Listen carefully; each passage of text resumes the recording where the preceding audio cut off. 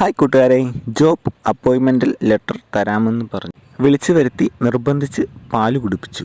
Calling bell അടിച്ച് കവിത കാത്തു നിൽക്കുകയാണ്. ഇന്നാണ് ബോസ് വരാമെന്ന് പറഞ്ഞ ദിവസം. ബോസാണെ വന്ന് കഥ തുറന്നു. ആ കവിതയോ ഇന്ന് രാവിലെ തന്നെ വന്നല്ലോ, വരൂ അകത്തേക്ക് വരൂ, ഞാൻ ലെറ്റർ റെഡിയാക്കിയിട്ടുണ്ട്. കവിത എവിടെ ഇരിക്കും, ഞാൻ പോയി കുടിക്കാൻ വെള്ളം എടുത്തിട്ട് വരാം. വെള്ളമൊന്നും വേണ്ട, അതൊന്നും പറ്റില്ല, ഞാൻ വെള്ളം എടുത്തിട്ട് വരാം. സാറ് വെള്ളം എടുത്ത് വരുന്നുണ്ടോ? വന്ന പാടെ അറിഞ്ഞുകൊണ്ടാണെന്നറിയില്ല, നേരെ ഗ്ലാസ് കൊണ്ടുവന്ന് മേത്തേക്ക് ഒഴിച്ചിട്ടാ. സാർ എന്ത് പണിയാണ് കാണിച്ചത്? എൻ്റെ ഡ്രസ്സ് ഇല്ല നനഞ്ഞല്ലോ, എനിക്കിനി ലെറ്റർ വാങ്ങിയിട്ട് വേറെ സ്ഥലത്ത് പോകാനുള്ളതാ. കവിത, ഞാൻ അറിഞ്ഞോണ്ടല്ലോ, അറിയാതെ കയ്യിൽ നിന്ന് ഗ്ലാസ് തെന്നിപ്പോയതാ. സാർ ഇത് നോക്ക്, മുഴുവൻ നനഞ്ഞു, ഞാനിനി എന്ത് ചെയ്യും?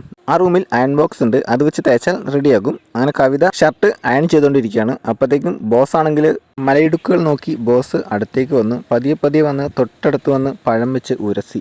എന്നിട്ട് തേച്ചുകൊണ്ടിരുന്ന ഷർട്ട് കയ്യിലേക്ക് എടുത്തു. സാർ, ആ ഷർട്ടിങ് ഇതാ. സാർ എന്തിനാണ് റൂമിലേക്ക് വന്നത്? വേഗം പുറത്തേക്ക് പോകും, ഞാൻ ഇത് ഇട്ട് കഴിഞ്ഞിട്ട് വരാം. കവിതയ്ക്ക് വെള്ളം വേണമെന്നറിയാൻ വന്നതാ. എനിക്ക് വെള്ളവും വേണ്ട, ഒരു പറിയും വേണ്ട. സാറ് വേഗം പുറത്തേക്ക്. കവിതയ്ക്ക് ജോലി വേണ്ടേ? അതിനല്ലേ ഞാൻ വീട്ടിലേക്ക് വിളിച്ചത്. സാർ, എനിക്ക് ഇങ്ങനെയുള്ള ജോലിയൊന്നും വേണ്ട, ഓഫീസിലെ ജോലിയാണെങ്കിൽ എനിക്ക് മതി. കവിത ഡ്രസ്സ് വാങ്ങി പുറത്തേക്ക് പോയി. ഇവളെ എങ്ങനെയെങ്കിലും ഒന്ന് കളിക്കാൻ കിട്ടണം, ഞാൻ പോകുന്നു. സാറിൻ്റെ പഴം പിടിക്കുന്ന ജോബാണെന്ന് ഞാൻ അറിഞ്ഞില്ല, അങ്ങനെയാണെങ്കിൽ ഞാൻ വരില്ലായിരുന്നു. കവിത, നിൽക്ക്, അതൊന്നുമല്ല, ഓഫീസിൽ എൻ്റെ അസിസ്റ്റൻ്റായിട്ടുള്ള ജോബാണ്. നിൽക്ക്, ഞാൻ പറയുന്നൊന്ന് കേൾക്ക്. ഇത് നോക്ക്, എൻ്റെ കയ്യിൽ അപ്പോയിൻമെൻറ്റ് ഓർഡർ ഉണ്ട്, ഇത് പിടിക്കുക, എന്നിട്ട് ഞാൻ പറയുന്നതൊക്കെ അനുസരിക്കണം, പറ്റുമോ? സാറാണെങ്കിൽ കവിതയായിട്ട് എങ്ങനെയൊരു കളി നടപ്പാക്കാനുള്ള പരിപാടിയിലാണ്.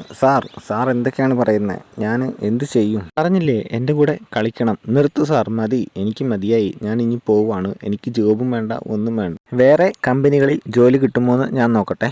വേറൊരു കമ്പനിയിലും ജോലി കിട്ടില്ല, ഞാനാണ് ഇവിടുത്തെ മെയിൻ ആൾ. എനിക്ക് ജോലി അത്യാവശ്യമാണ്. എൻ്റെ ഭർത്താവിന് വയ്യാത്ത കാരണം ജോലിക്ക് പോകാനും പറ്റുന്നില്ല. നിനക്കറിയാം, നമ്മുടെ ഓഫീസിലെ പെൺകുട്ടികളെല്ലാം എൻ്റെ പഴത്തിൻ്റെ രുചി അറിഞ്ഞവരാണ്, നീയും അതറിയണം. കവിതയെ പറഞ്ഞ് വലയിലാക്കാൻ നോക്കുകയാണ്. സാർ, എനിക്ക് ഇങ്ങനെ ചെയ്യാൻ പറ്റുമെന്ന് തോന്നുന്നില്ല, കാരണം ഞാൻ എൻ്റെ ഭർത്താവിനെ അത്രയും സ്നേഹിക്കുന്നു. അദ്ദേഹം എങ്ങാനും ഇതറിഞ്ഞാൽ ഇതാരും അറിയാൻ പോകുന്നില്ല. ഓഫീസ് ടൈം കഴിയുമ്പോൾ നിനക്ക് കൃത്യമായി പോകാം. സാർ, ഇതെനിക്ക് പറ്റില്ല. എന്നാ വേണ്ട, പക്ഷേ ഇന്നത്തേക്ക് മാത്രമായിട്ട് എൻ്റെ പഴം ഒന്ന് കഴിക്കുമോ? ഇനി ഒരു നിമിഷം ഞാനിവിടെ നിൽക്കില്ല, വേഗം ഡോറ് അൺലോക്ക് ആക്ക്, എനിക്ക് പോകണം, ഇല്ലെങ്കിൽ ഞാൻ ഒച്ചയുണ്ടാക്കി ആളെ കൂട്ടും. ശരി, നീ പൊക്കോ, പക്ഷെ നിൻ്റെ മനസ്സ് മാറുവാണെങ്കിൽ നിനക്ക് ഇങ്ങോട്ട് വരാം. അങ്ങനെ കവിത പോയിട്ടു. കവിതയുടെ വീടാണ്. വിനയ്, നിങ്ങളെന്താണ് ഫോൺ എടുക്കാത്തെ? ഹൗസിൻ്റെ ഓണറാണല്ലോ വിളിക്കുന്നത്. വിനയ്, നിങ്ങളെന്താണ് 10 മാസമായല്ലോ ഹൗസിൻ്റെ വാടക തന്നിട്ട്? എത്ര നാളായി? ഞങ്ങൾക്ക് കുറച്ച് സാമ്പത്തിക ബുദ്ധിമുട്ട്, അതാണ്. വാടക തരാതെ ഇനി താമസിക്കാൻ പറ്റില്ല. കവിത, നമ്മളിനി എന്ത് ചെയ്യും? നിന്റെ ജോലി ശരിയാകുമോ? നീ ഒന്നുകൂടെ ഒന്ന് ശ്രമിച്ചു നോക്കൂ. വിനയ്, വിഷമിക്കണ്ട, ആ ജോലി എന്തായാലും എനിക്ക് കിട്ടും. ഞാൻ സാറിനെ ഒന്നുകൂടെ വിളിച്ചു നോക്കട്ടെ. ഞാൻ എല്ലാത്തിനും റെഡിയാണ്. ആദ്യം കുറച്ച് പൈസ എൻ്റെ ഹസ്ബൻഡിൻ്റെ അക്കൗണ്ടിലേക്ക് ഇടണം, അതിനുശേഷം സാറിന് എല്ലാം ചെയ്യാം. ഞാൻ ഇപ്പം തന്നെ പൈസ ഇടാം. ഇതാ ഞാൻ ഇട്ടിട്ടുണ്ട്. നിൻ്റെ ഹസ്ബൻഡിനെ വിളിക്കാം. അതെ വിനയ്, പൈസ കയറിയിട്ടുണ്ടോ? ആ പൈസ കയറിയല്ലോ, അത്യാവശ്യം നല്ലപോലെ ഉണ്ട്. നമുക്കെന്തായാലും വാടകയ്ക്ക് കൊടുക്കാം. ഇനി നമുക്ക് കളി തുടങ്ങിയാലോ?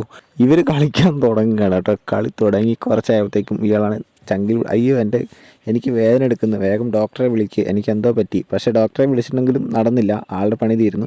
ലൈക്ക്, സബ്സ്ക്രൈബ് ചെയ്യാൻ മറക്കല്ലേ.